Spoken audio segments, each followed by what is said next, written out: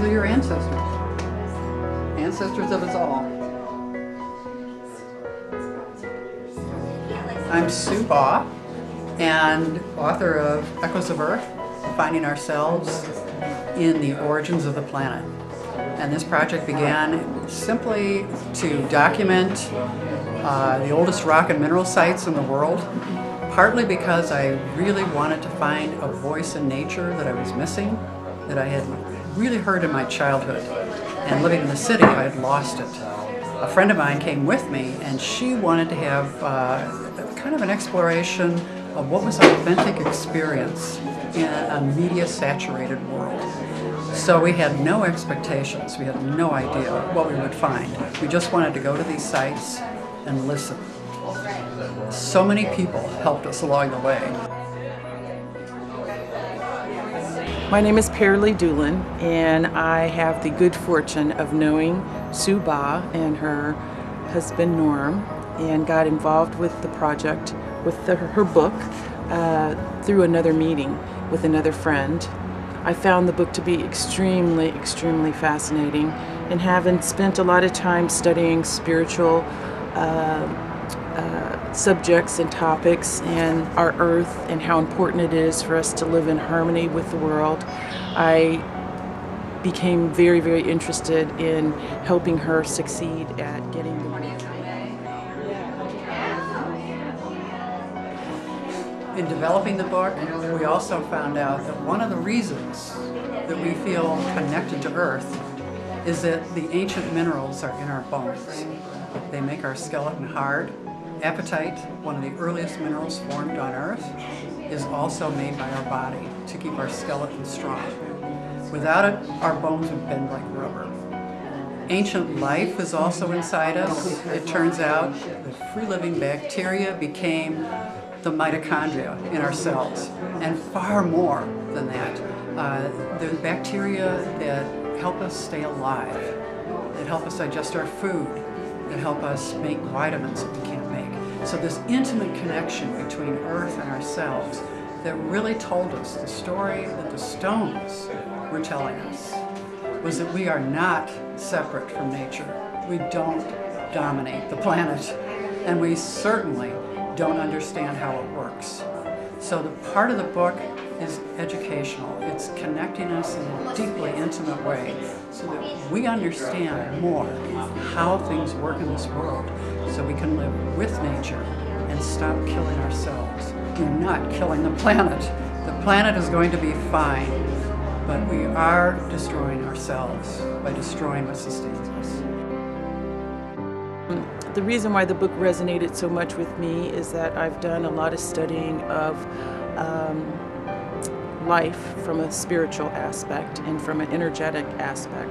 And when I saw the pictures in the book, they immediately resonated with me.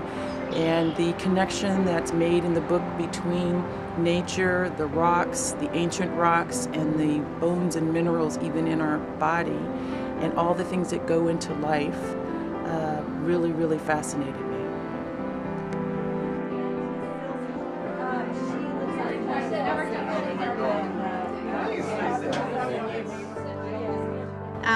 Hi, my name is Michelle McCormick, and I'm here at Sue Baugh's launch for her book, and I'm really excited about it. She's been working on it for many years, and she was a co-worker of mine at a publishing house, and I got to see the pictures as they've been coming in all these years. And I'm also an earth science teacher, so I'm excited to share this book with my students, and just really happy to be here and happy for Sue. And just to give you a little hint of the connection, this amazing structure was built by tiny bacteria 2 billion years ago.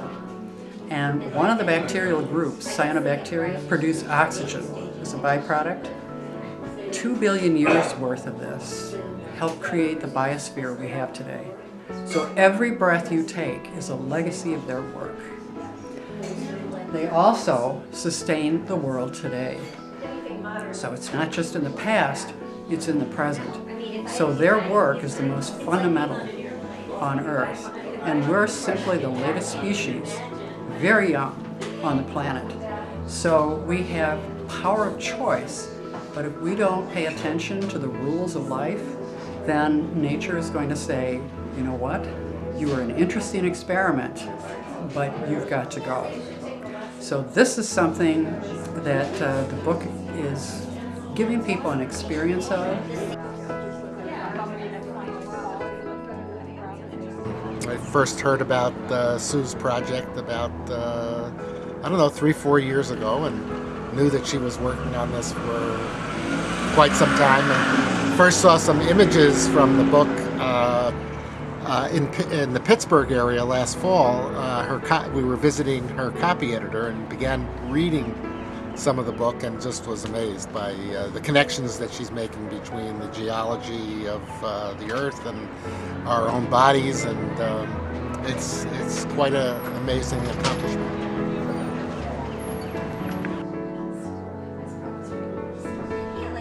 On the evolutionary journey. The transformational power of these images was so profound in our own lives. They really helped us awaken as artists. Most people are not going to go to these sites. So both of us, a partner, Lynn Martinelli and I, thought then, let's bring the images to the people. So we thought, why not use everyday items that people have in their lives, print them with the images, and let them carry that energy around with them every day. So we make iPad covers, we're making iPhone covers, we're making coasters, we're making purses, we're making totes, we're making clothing out of this. So prints, images, glassware, so that people can have this energy in their life in a very ordinary way.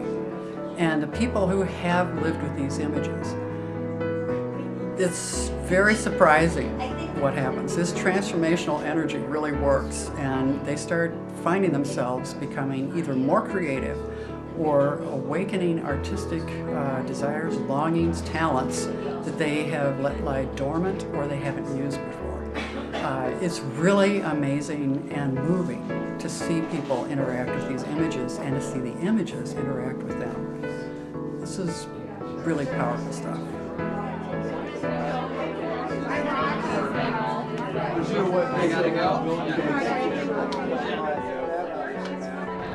And I'm a friend of Sue's, and she started this project years ago and told me about it, and I feel like I've been a part of it without actually contributing anything except support. And I saw the images of the rocks, and she was, I've sort of been looking at it as she's been going along all these years, and I've just been drawn in and very excited, like waiting for it to be complete and published and everything around it. And I feel the connection to the energy of the stones. It's just incredible. So.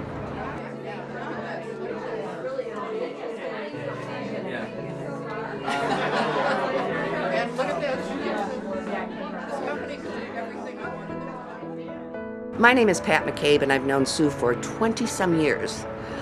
We both belong to Chicago Women in Publishing and have many mutual friends. So I was really excited about her adventure.